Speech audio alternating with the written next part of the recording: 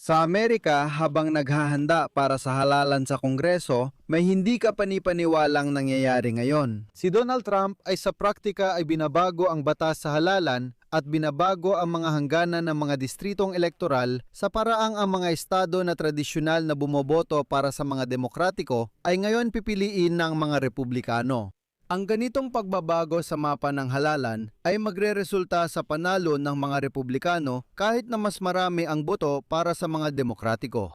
Ang kabalintunaan rito ay si Trump ay hindi naman dumalabag sa batas o konstitusyon dahil may butas din naman pareho. Sa politika ng Amerika, may isang phenomenon. Posibleng makuha ng isang partido ang karamihan ng boto sa isang estado, ngunit matalo pa rin sa halalan sa lehislatibo.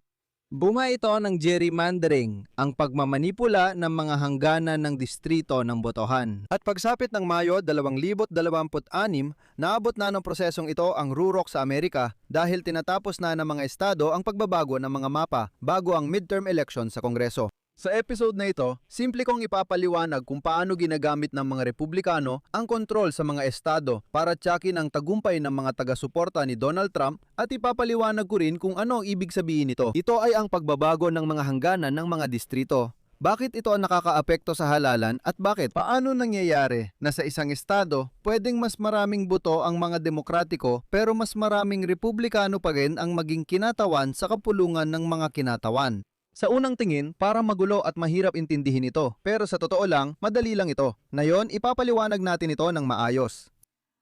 Ako si Alexei Pechi. Pag-usapan natin ang paksang ito. Huwag kalimutang mag-subscribe sa channel. I-like na niyo ang episode na ito at mag-iwan ng kahit anong komento sa ilalim ng video, lubos akong magpapasalamat sa inyo. Huwag kalimutang mag-subscribe sa Telegram channel kong Pechi News. Nasa description ng link. Doon agad naming ina-upload ang mga balita. Unahin muna natin pag-usapan ang mga pangunahing kaganapan nitong mga nakaraang araw bilang basehan. Facts muna bago analysis, kaya wag agad magulat. Una, ito ay ang desisyon ng Korte Suprema ng Estados Unidos noong ika-29 ng Abril 2026 tungkol sa kasong Louisiana laban kay Cales. Tiningnan ng korte kung ang mapa ng mga distrito ng Louisiana ay naglalaman ng diskriminasyon laban sa mga itim na mamamayan. Sa huli, noong ika-29 ng Abril, pinagtibay ng korte ang mapa na ginawa ng mayoryang republikano. Pinagtibay ng desisyong ito na pinapayagan ang political gerrymandering o pantatanggol sa interes ng partido kahit hindi ito tuwirang naapektuhan. Dahil sa desisyong ito ng korte, sa 6 na distrito sa Louisiana, isa lang ang tiyak na mapupunta sa mga demokratiko kahit na sila ang mga demokratiko ay bumubuo ng 30% ng elektorado sa estadong ito. Technical, hindi na mahalaga kung ilan ang demokratiko sa estado dahil inayos ang mapa para siguradong mananalo pa rin ang mga republikano. Iyan ang technical na aspeto. Paano nga ba gumagana ang lahat ng ito? May dalawang paraan kung paano maaring manipulahin ang mga electoral map at lahat ng ito ay may kinalaman sa gerrymandering. Sa isang banda, ito ay cracking, sa kabila naman ay packing. Ngayon, ipapaliwanag ko ang ibig sabihin ng mga ito. Para mas maintindihan ninyo ang komplikadong prosesong ito, magbibigay ako ng mga simpleng halimbawa para maging mas malinaw. Isipin ninyong sumasali kayo sa isang marapon, tumatakbo ng pinakamabilis at malakas, sumuporta ang inyong mga tagahanga. Kayo ang may pinakamaraming suporta, malinaw na kayo ang nangungguna, pero sa huli, sinabi ng hukom, iba ang nanalo. Sasabihin ninyo, bakit? Kasi bago magsimula, inilipat lang ng hukom na ito ang finish line para sa kalaban ninyo. Ibig sabihin, pinalaki niya ang tsansa ng kalaban manalo. Nagbago ang mga patakaran ng laro pero hindi nyo pa alam. Akala nyo normal lang ang karera, may suporta. Ako, pinakamagaling, pero sila pa rin nanalo. Kayo yon. Parang walang saysay pakinggan, pero ipapaliwanag ko bakit ganoon at paano ito gumagana sa Estados Unidos gamit ang mga halimbawa ng distrito. Halimbawa, meron kayong estado kung saan 60% ang bumoboto para sa pula, ibig sabihin mga republikano, at 40% naman para sa asul, ibig sabihin mga demokrata. Alam ninyong 60 sa 40 ang hatian sa buong estado. Kailangan nating hatiin ang lahat ng botante sa 5 distrito. Unang opsyon, paano ito gawin? Sa bawat distrito, pareho ang proporsyon. Ibig sabihin, 60 sa 40 ay pareho sa bawat distrito. Sa huli, nakakakuha tayo ng 3 pulang pwesto. Ibig sabihin, 3 pwesto sa mababang kapulungan para sa mga Republikano at 2 para sa asul. Ibig sabihin, para sa mga Demokratiko. Lahat sa prinsipyo ay patas. Kailangan dito ang kampanya at kumbinsihin ang botante para mabago ang dinamika, gaya ng 2 para sa Republikano at 3 para sa Demokratiko. Pero may isa pang opsyon. Ito ang tinatawag na gerrymandering sa pamamagitan ng packing. Paano ito gagawin? Dito na nagsisimula ang mahika. Ito ang ginagawa ngayon ni Donald Trump.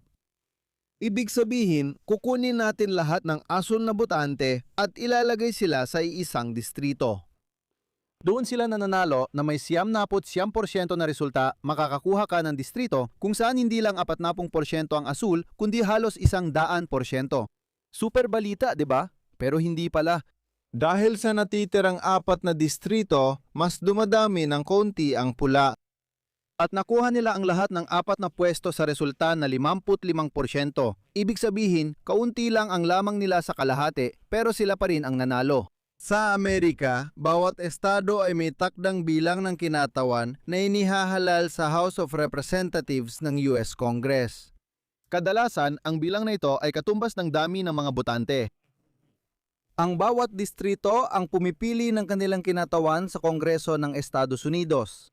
Sa huli, doon sa lugar na may 3 distrito para sa pula at 2 distrito para sa asul, may 40% suporta ang asul na yon at sa antas ng estado ganoon pa rin. Pero isa na lang ang kanilang pwesto sa parlamento sa posibleng 5. Ayun! Nagiging 4 laban sa 1, panalo ang pula. Kahit dati ay 3 laban sa 2 lang. May isa pang paraan, ito ay ang pagpapalabo ng hangganan o paghahati-hati. Kunin natin ang parehong estado, parehong 5 distrito at parehong hatian ng boto na 60 sa 40. Ngayon, kunin natin ang lugar kung saan nakatira ang mga asul, ibig sabihin ang mga taga-suporta ng mga demokrata at hatiin natin ang distritong yon sa 4 na bahagi. Bawat bahagi ay idinidikit natin sa malaking rural na lugar na tinitirhan ng mga taga-suporta ng mga Republikano. Sa huli, napapalibutan ang mga asul sa lahat ng dako. Lumalabas na, sa halip na 5 distrito, 4 na lang ang natira at minorya ang mga asul sa bawat isa. At ngayon, wala na silang pwesto. Ibig sabihin, ang mga demokratiko sa estadong ito, oo, nandyan sila, boboto sila, pero hindi sila mananalo, wala silang pwesto. Dati may 5 pwesto mula sa estado, ngayon 4 na lang pero siguradong pula lahat. At ang buong punto dito, hindi ito basta teorya.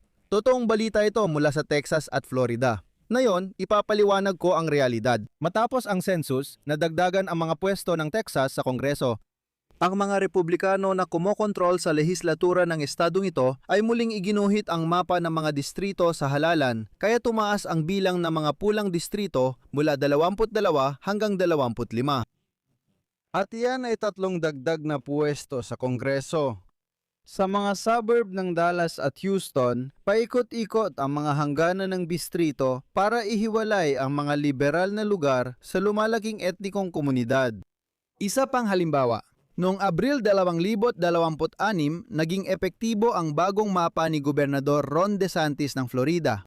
Tinanggal ang ika-5 distritong panghalalan na dating nagbibigay daan sa mga minorya na makapili ng sarili nilang kandidato.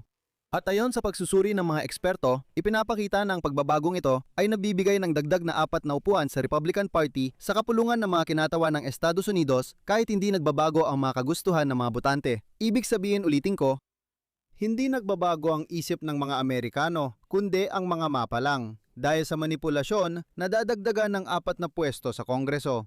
Ibig sabihin, hindi mo na kailangang kumbinsihin ang sinuman na bumoto ng iba. Hindi mo na kailangang magsagawa ng kung ano-anong kampanya at iba pa. Hindi na kailangan. Ganun lang, automatikong may dagdag na 4 na pwesto sa Kongreso ang mga Republikano kahit hindi nagbabago ang kasulukuyang takbo ng pagboto. Paano ito makakatulong sa mga Republikano sa halalan? Dito mahalaga ang heograpiya. Ang mga taga-suporta ng Demokrata ay siksik na naninirahan sa mga lungsod.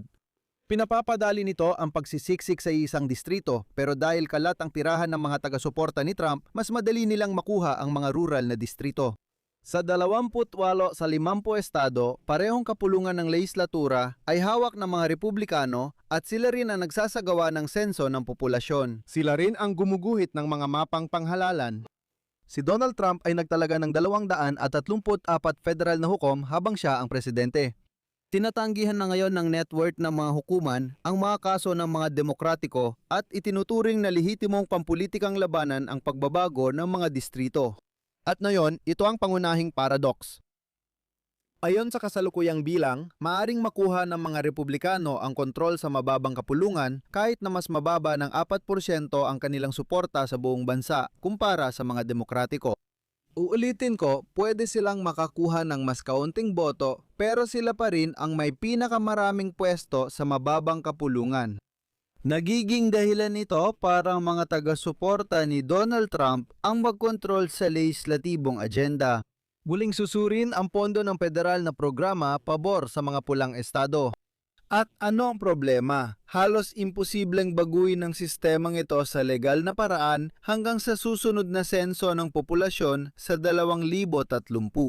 Ibig sabihin, makakalusot pa sila sa susunod na halalan ng presidente dito, maganda ang kalagayan nila. At ang buong problema para sa mga demokratiko ay ang gerrymandering ay hindi paglabag sa batas. Isa lang itong paggamit o sabi nga nila, pang-aabuso sa sistema. Sa totoo lang, ito ay paggamit ng mga batas para sa sariling kapakinabangan. Pinapayagan ng mathematical na modelo at kontrol sa lokal na parlamento ang Partido Republikano na kontrahin ang mga pagbabagong demografiko sa bansa dahil tiyak na tumataas ang bilang ng populasyon sa mga lungsod na kadalasan ay bumoboto para sa mga demokratiko. Nagbabago rin ang proporsyon ng mga minorya na madalas ay bumoboto sa mga demokratiko. Sa ganitong paraan, noong Abril pa lang, halos tiyak na ang resulta ng halalan sa Nobyembre sa mismong oras ng pagpirma sa bagong mga mapa ng distrito. Kaya umaasa ako na kahit papaano ay naliwanagan na tayo. At siguradong may mga balita pang darating tungkol dito. At kapag nakita nyo na ang mga ito, maiintindihan nyo na kung tungkol saan talaga ang pinag-uusapan. Dito ko tatapusin. Isulat ang opinyon at konklusyon sa comments sa episode na ito. Mag-subscribe sa channel at i-like ang episode. Mga kaibigan, kung nais ninyong suportahan ang YouTube channel na ito, lubos akong magpapasalamat. Magagawa ninyo ito sa pamamagitan ng kahit anong donasyon o bayad na subscription para maging sponsor gamit ang mga link at detalye sa description ng video na ito o sa QR code na makikita sa inyong mga screen. Yun lang po, ingatan ninyo ang inyong sarili. Paalam sa lahat.